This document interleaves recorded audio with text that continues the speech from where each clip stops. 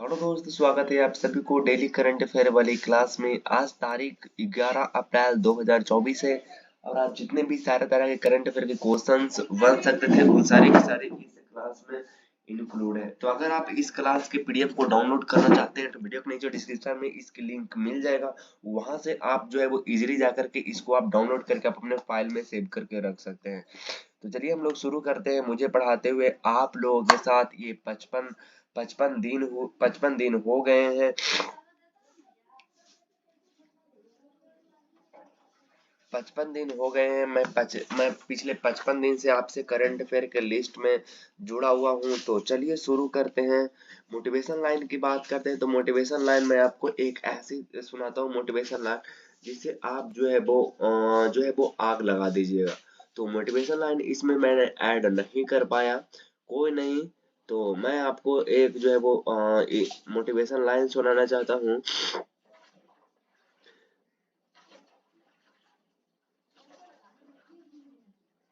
एक motivation line है कि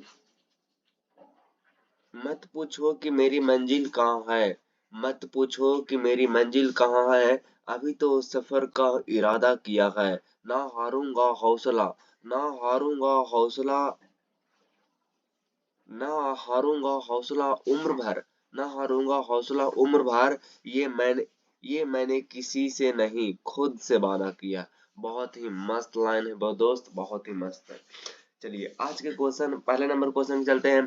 प्रसिद्ध वैज्ञानिक प्रसिद्ध प्रसिद्ध वैज्ञानिक पीटर हिग्स का निधन निधन हुआ है। ये किस शोध कार्य से जुड़े हुए हैं? ये जुड़े हुए हैं गॉड पार्टिकल की खोज से जुड़े हुए हैं। अब इनके बारे में कुछ जान लेते हैं कि ब्रिटिश भौतिक विज्ञानी फिजिस्ट फिजिस्ट पीटर हिग्स का 94 वर्ष की आयु में निधन हो गया है। पीटर हिग्स ने Higgs boson particle God particle के खोज में महत्वपूर्ण भूमिका निभाई थी। पीटर हिग्स को 2013 में फिजिक्स फिजिक्स का नोबेल प्राइज दिया गया है। हिग्स बोसोन का हिग्स नाम पीटर हिग्स के नाम पर रखा गया है, जबकि बोसोन भारतीय वैज्ञानिक सत्येंद्र नाथ बोस के नाम पर है। गॉड गॉड पार्टिकल के तहत ये समझने में मदद मिली कि किस प्रकार की बिग बैंग घटना के बाद सृष्टि की संरचना हुई है। बिग बैंग थ्योरी के बाद जो है वो किस प्रकार की संरचना हुई है पूरी पृथ्वी की, इसके बारे में डिटेल्स बताती है।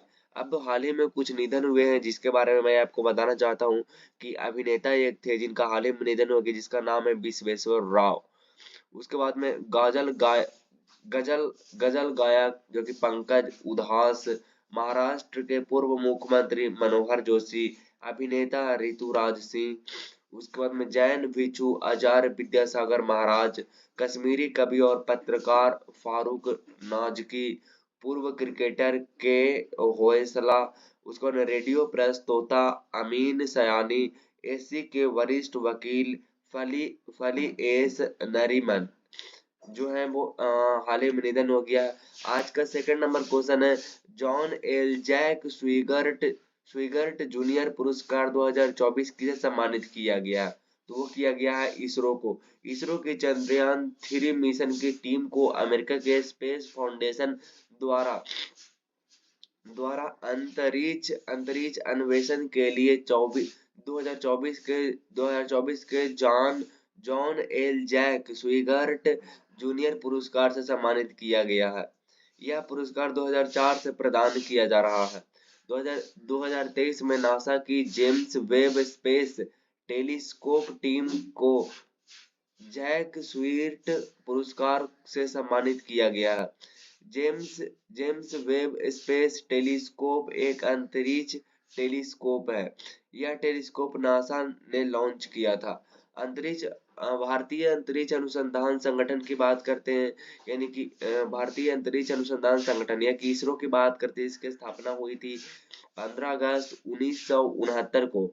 विक्रम विक्रम साराभाई को इसरो का संस्थापक माना जाता है और साराभाई इसरो के पहले अध्यक्ष भी थे। मुख्यालय इसकी बनाई गई है कहाँ पर, बेंगलुरु में बनाई गई है। उसका इसका जो अध्यक्ष है वो आपका एस सोमनाथ है। इसरो भारत सरकार के अंतरिक्ष विभाग के अंतर्गत कार्य करता है। चंद्रयान 3 के मामले में कुछ बातें जान लेते हैं। तो लॉन्च जो हुई थी वो 14 जुलाई 2023 को दोपहर 2:35 में इसकी लॉन्चिंग हुई थी। लॉन्चिंग किया गया था आपका सतीश धवन स्पेस सेंटर से किया गया था। रॉकेट का नाम जो है वो आपका है LVM-3M4। बजट जो था वो 615 करोड़ था। चंद्रयान 3 का कुल वजन जो था वो आपका 39 केजी था। लैंडिंग जो वो हुआ था वो आपका 23 अगस्त 2023 को हुआ था। उसके बाद इसरो की अध्यक्ष जो है वो आपका एस सोमनाथन है। उसका मिशन निदेशक जो है वो मोहन कुमार है। और लैंडर का नाम है विक्रम और रोवर का नाम है प्रज्ञान। आज का तीसरा नंबर क्वेश्चन की ओर चलते हैं। सीनियर महिला राष्ट्रीय हॉकी टीम का कोच किसे नियुक्त किया गया? हरेंद्र सिंह को किया गया।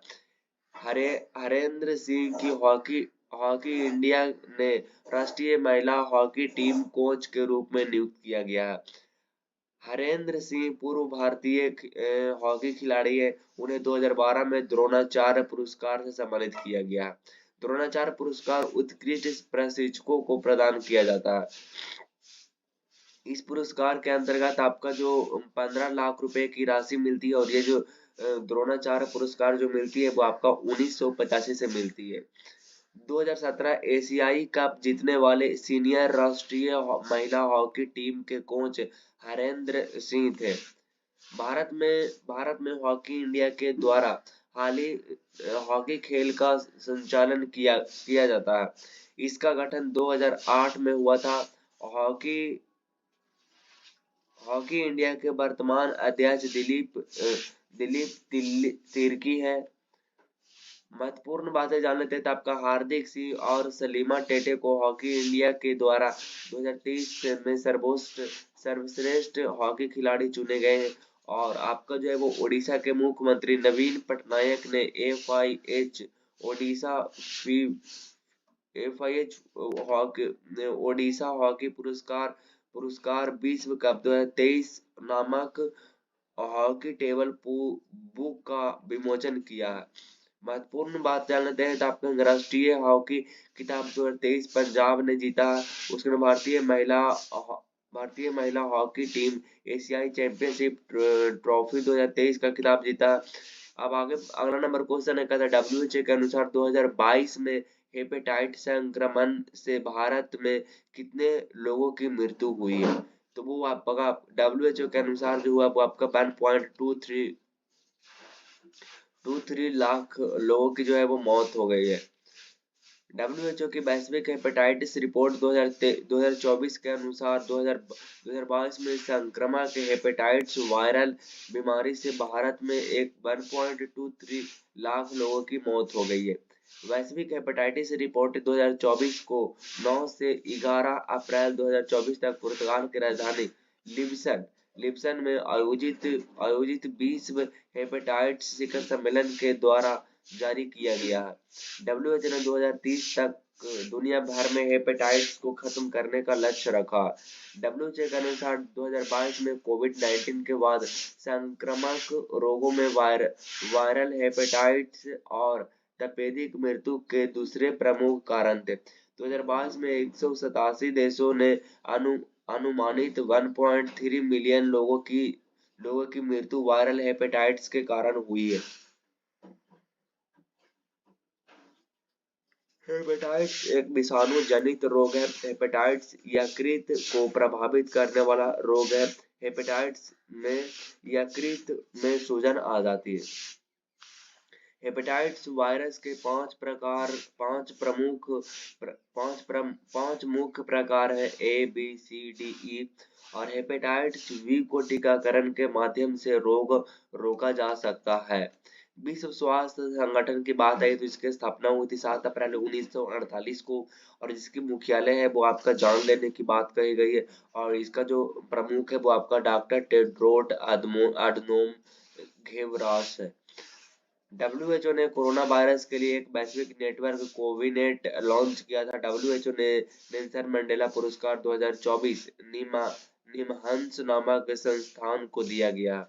आज का 5वां नंबर क्वेश्चन है, आईसीसी ने मार्च 2024 के लिए player of the month Kamindu Mendis को चुना है। वह किस देश के क्रिकेटर है? तो किस देश के क्रिकेटर है? आप कहेंगे श्रीलंका के। अंतर्राष्ट्रीय क्रिकेटर परिषद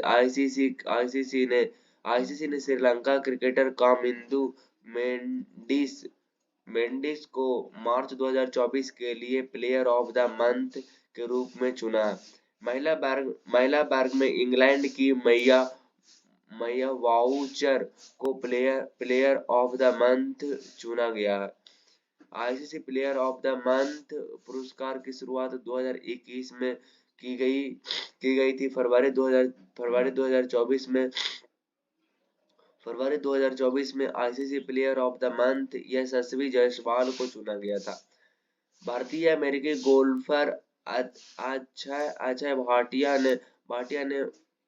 ने वाइलोरो टेक्सास ओपन का खिताब जीता है। सुमित नागल ने मोंटे कार्लो मास्टर्स में मुख ड्रॉ का खिताब जीता है। रेड बुल के मैक्स वेरेस्टपेन ने जापानी ग्रां प्री का खिताब जीता है। बिल्किस मीर पेरिस ओलंपिक की जूरी में शामिल होने वाली पहली भारतीय महिला बनी है। और विंध्या रानी देवी ने आईडब्ल्यूएफ विश्व कप 2024 में ब्रॉन्ज मेडल जीता है। और आपका अर्जुन एरी गैसी भारत के नंबर 1 एक शतरंजी खिलाड़ी बने हैं। अब ज्ञान की फैक्ट्री में विज्ञान से संबंधित कुछ शाखाएं देख लेते हैं, जैसे हिस्टोलॉजी कहते हैं ऊतकों के अध्ययन को। ऊतकों के अध्ययन, इसको ट्रिक से देखते हैं। हिस्टोलॉजी कहते हैं ऊतकों के अध्ययन को। अच्छा, ऊतक मतलब आप क्या समझते हैं? ऐसा समझते हैं कोई बॉडी के हिस्ट्री की बात कर रहा था, यानी कि ऊतक मतलब कोई आंतरिक चीजों की बात कर रहा है। तो आंतरिक मतलब हिस्ट्री की बात कर रहा है, आंतरिक मतलब वही तो हिस्ट्री होती है। तो ऊतकों का अध्ययन कहलाता है हिस्टोलॉजी ही। ऊतक जैसे ही आप देखेगा तो कहते हैं कि ऊतक आंतरिक भाग की बात कर रहा है, आंतरिक जो होती है वो हिस्ट्री होती है, हिस्टोलॉजी हो जाएगा। अच्छा, ऑस्टियोलॉजी जो हड्डियों का अध्ययन कराता है वो ऑस्टियोलॉजी कराता है। अच्छा, हड्डी से आप क्या रिलेट? ऑस्टियोलॉजी, हड्डी जो होती है ना, हड्डी से आपको क्या ध्यान आती है? हड्डी से आपका होती है, हड्डी होती है एकदम कड़ा होती है, एकदम से कड़ा होती है। ऑस्टियोलॉजी, ऑस्टियोलॉजी से आप क्या रिलेट कर सकते हैं?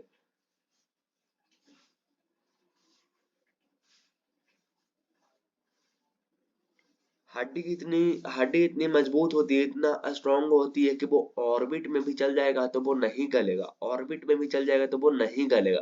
तो ऐसे ही याद रखते हैं कि हड्डी जो है वो ऑर्बिट में भी चल जाएगा तो नहीं गलेगा। ऑर्बिट मतलब ऑस्टियोलॉजी। अच्छा, कोस्मोलॉजी, ब्रह्मांड के अध्ययन को कोस्मोलॉजी कहते हैं। ब्रह्मांड ब्रह्मांड बोलता लगता है कि कोसों दूर है, कोसों दूर है। ब्रह्मांड जो है वो आपका कोसों दूर है, लेकिन कोस्मोलॉजी कहेंगे। तंत्रिका के अध्ययन को न्यूरोलॉजी कहते हैं। आपको पता होगा कि हमारे जो बॉडी में जो होती है न्यूरॉन्स जो होती है, तंत्रिका होती है, वो तंत्रिका कोशिका जो होता है हमारे बॉडी में सबसे बड़ा तंत्रिका कोशिका होती है। तो उसको कहते हैं कि वो क्या है? तो वो न्यून प्रकार के नहीं है, मतलब कि न्यूरोलॉजी है। न्यूरोलॉजी मतलब ऐसा बोलने से फील आ रहा है कि वो तंत्रिका की बात कर रहा है। अच्छा, पैडो पैडो पैडोलॉजी मिट्टी के अध्ययन को पैडोलॉजी कहते हैं।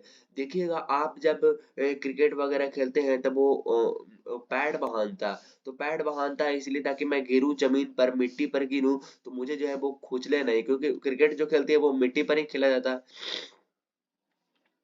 उसके बाद में कहता है फ्लोरिकल्चर मतलब फूल फूल ऐसा नहीं फील आ रहा था, फूलों की कृषि को कहते हैं फ्लोरिकल्चर। माइक्रोबायोलॉजी सूक्ष्म जीवों का अध्ययन। अच्छा, माइक्रो मतलब होती है सूक्ष्म होबे करती है, तो माइक्रोबायोलॉजी मतलब होती है जीव जीव के बारे में अध्ययन की बात करा है, यानी कि माइक्रोबायोलॉजी। तो माइक्रो मतलब छोटा की बात करा है, यानी कि सूक्ष्म की बात करें मार्को, यानी कि ये आपको कह रहा है कि माइक्रोबायोलॉजी जो है वो आपका माइक्रो ऑर्गेनिज्म की बात कर रहा है, यानी कि सूक्ष्म की बात कर रहा है। तो ऐसे याद रखेगा। बीटी कल्चर यानी कि बीटी कल्चर मतलब होते हैं अंगूर की खेती का अध्ययन कराता है बीटी कल्चर। बीटी कल्चर को आप ऐसे याद है, कल्चर मतलब संस्कृति होती है, और संस्कृति जो होती है वो एकदम बिठल बिठल, मतलब ऐसा संस्कृति होती है जो बिठल बिठल होती है। तो अंगूर जो देखिए कि वो बिठल बिठल फरेगा, मतलब कि लटक लटक के फरेगा, मतलब उसको आलन दे दीजिए और वो उसको आलन दे दीजिए और वो आराम से फरता रहेगा।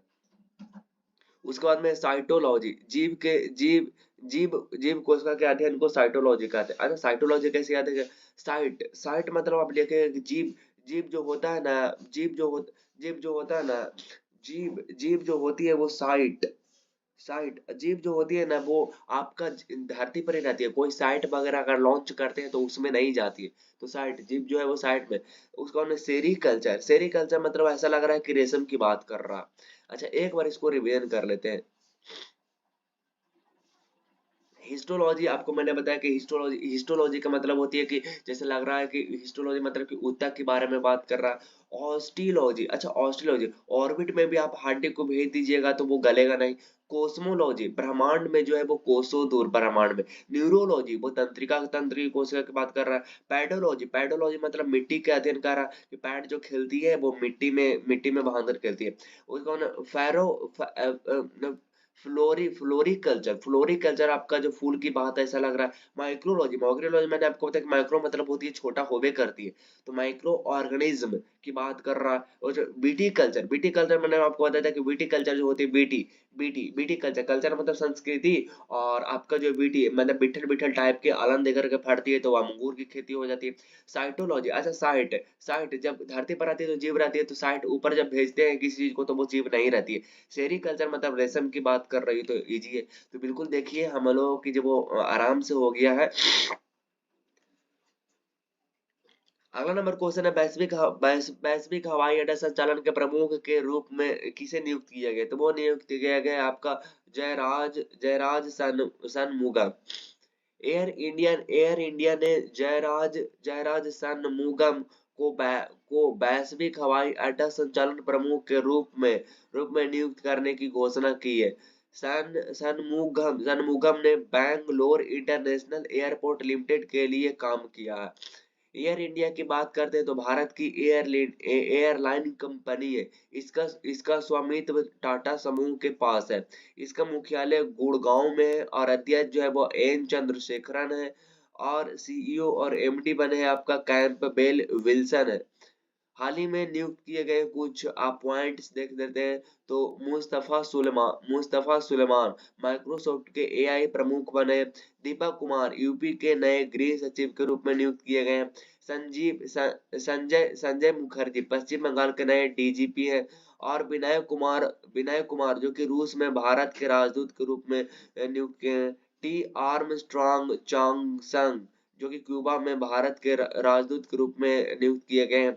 Indo Pacific economic framework for prosperity के स्वच्छ अर्थव्यवस्था निवेशक फोरम का आयोजन किस देश में किया जाएगा? तो किया जाएगा सिंगापुर में। Indo Pacific economics framework for prosperity ने स्वच्छ अर्थव्यवस्था निवेशक फोरम का आयोजन सिंगापुर में करने का निर्णय लिया। Indo Pacific economics framework for for prosperity मई 2022 में लॉन्च किया गया था। आईपीईएफ का उद्देश्य हिंदू प्रशांत क्षेत्र में निष्पक्षता और प्रतिस्पर्धकता बढ़ाने के लिए भाग लेने वाले देशों में बीच आर्थिक समझदारी को मजबूत करना है। आईपीईएफ में 14 भागीदारी देश शामिल हैं। Australia, Brunei Darussalam, Fiji, Bharat, Indonesia, Jakarta, Japan, Korea गणराज्य, Malaysia, New Zealand, Philippines, Singapore, Thailand, America और वियतनाम। जकार्ता नहीं है, इंडोनेशिया की राजधानी जकार्ता। प्रमुख सम्मेलन की बात कर लेते हैं तो आपका परिवर्तन चिंतन सम्मेलन 2024 में जो हुआ था वो आपका हुआ था न्यू दिल्ली में। और लोकतंत्र के लिए तीसरा सम्मेलन जो है वो दक्षिणी कोरिया की लिस्ट में है उसका नाम startup Mahakumbh 2024 new Delhi. Bharat steam वॉयल expo 2024 Guwahati Assam. Bharat Tex 2024 Delhi. Anti dopamine सम्मेलन दिल्ली। उसके बाद में आतंकवाद से निपटने वाला पहले बार ईडी आपका भारत गोलमेज सम्मेलन 2024 न्यू दिल्ली। उसके बाद में 7वां हिंद महासागर सम्मेलन 2024 Bharat Australia startup TV partnership meeting 2024 Brazil. अगला नंबर क्वेश्चन है अफ्रीका की लंबाई तक दौड़ने दौड़ दौड़ने दौड़ने वाले पहले व्यक्ति कौन बने। अफ्रीका की लंबाई तक दौड़ने वाले पहले व्यक्ति कौन बने तो आपका हार्डेस्ट गीजर ने। ब्रिटिश व्यक्ति रस कुक अफ्रीका की लंबाई तक दौड़ने वाले पहले व्यक्ति बने। रस कुक को हार्डेस्ट गीजर के नाम से भी जाना जाता है। मैराथन धावक रस कुक ने 352 दिन में 16 देशों की यात्रा करने के बाद पूरे अफ्रीका में अपनी दौड़ पूरी की है। कुक ने अफ्रीका के सबसे दक्षिणी बिंदु दक्षिण अफ्रीकी गांव एल एल आगुल हास से अपनी साहसिक यात्रा शुरू की है। रास एंजेला पहुंचने से पहले कुक नामीबिया अंगोला कांगो लोकतांत्रिक गणराज्य कांगो गणराज्य कैमरून नाइजीरिया बेनिन टोगो घाना आइवरी कोस्ट गिनी सेनेगल मॉरिटानिया और अल्जीरिया से होकर गुजरे हैं। उन्होंने इस दौरान चैरिटी के लिए 5 लाख पाउंड से अधिक राशि भी जुटाई है। शक्ति संगीत और नृत्य का उत्सव का आयोजन किसके किसके द्वारा किया जा रहा है। तो शक्ति संगीत और नृत्य का उत्सव का आयोजन किसके द्वारा किया जा रहा है। तो किसके द्वारा किया जा रहा है, संगीत नाटक अकादमी के द्वारा किया जा रहा है। यह उत्सव 9 से 17 अप्रैल तक भारत के 7 अलग अलग शक्ति पीठों पर आयोजित किया जा रहा है। संगीत नाटक अकादमी देश में मंदिर परंपराओं को पुनर्जीवित करने के लिए इस उत्सव का आयोजन कर रही है। शक्ति उत्सव का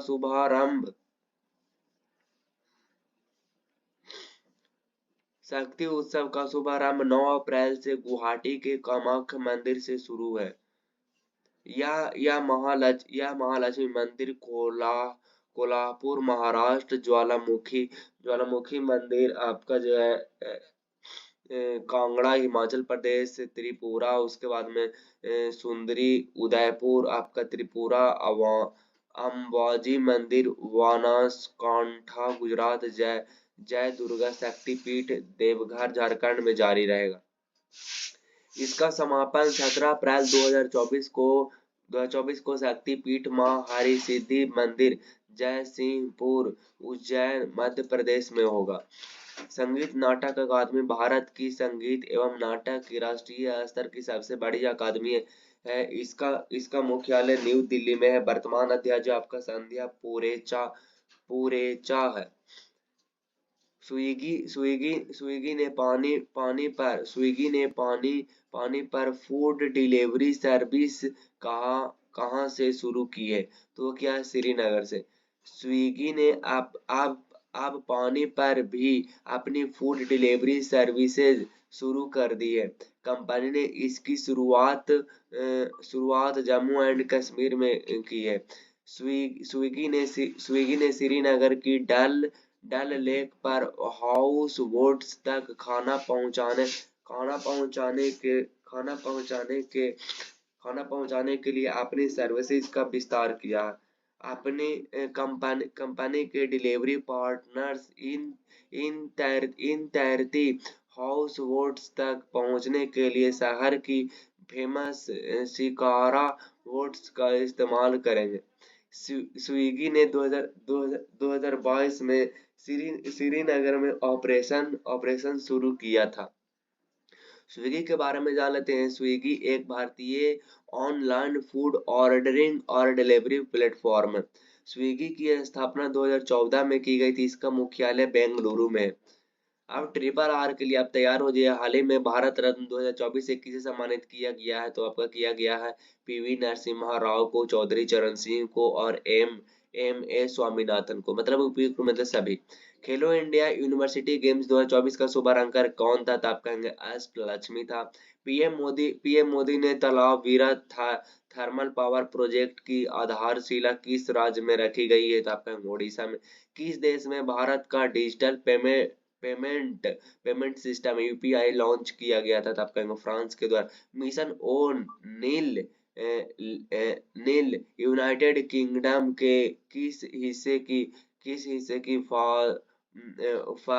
फर्स्ट मिनिस्टर बनी है? तो आपका बने उत्तरी आयरलैंड की। पेरिस ओलंपिक 2024 के लिए किस भारतीय को मसाला वाहक के रूप में चुना गया है? तो आप कहेंगे अभिनव बिंद्रा। आईएनएस संधायक को कहाँ कमीशन किया गया है? तो आपका किया गया विशाखापट्टनम में।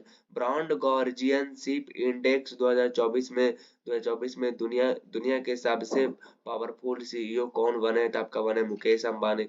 हाल ही में केंद्र सरकार ने स्वास्थ्य सचिव किसे नियुक्त किया गया है? तो अपूर्व चंद्रा को।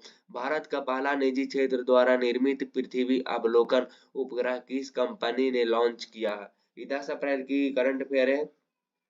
तो भारत का पहला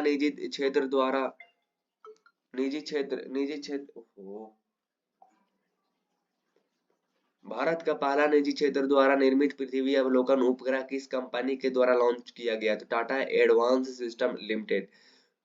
गुड़ी पड़वा का पर्व किस राज्य में मनाया गया है? तो आपका मनाया गया महाराष्ट्र में। 16वें वित्त आयोग के सदस्य के रूप में किसे नियुक्त किया गया? तो वह मनोज पांडे को। भारत द्वारा अधिग्रहित किया जाने वाला दूसरा अंतरराष्ट्रीय बंदरगाह कौन है? तो सीतवे बंदरगाह।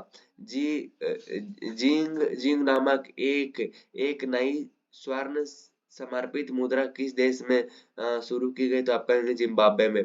मोंटे कार्लो मास्टर्स ने मुख्य ड्रॉ मैच जीतने वाले पहले भारतीय टेनिस खिलाड़ी कौन बने? तो आपका बने सुमित नागल।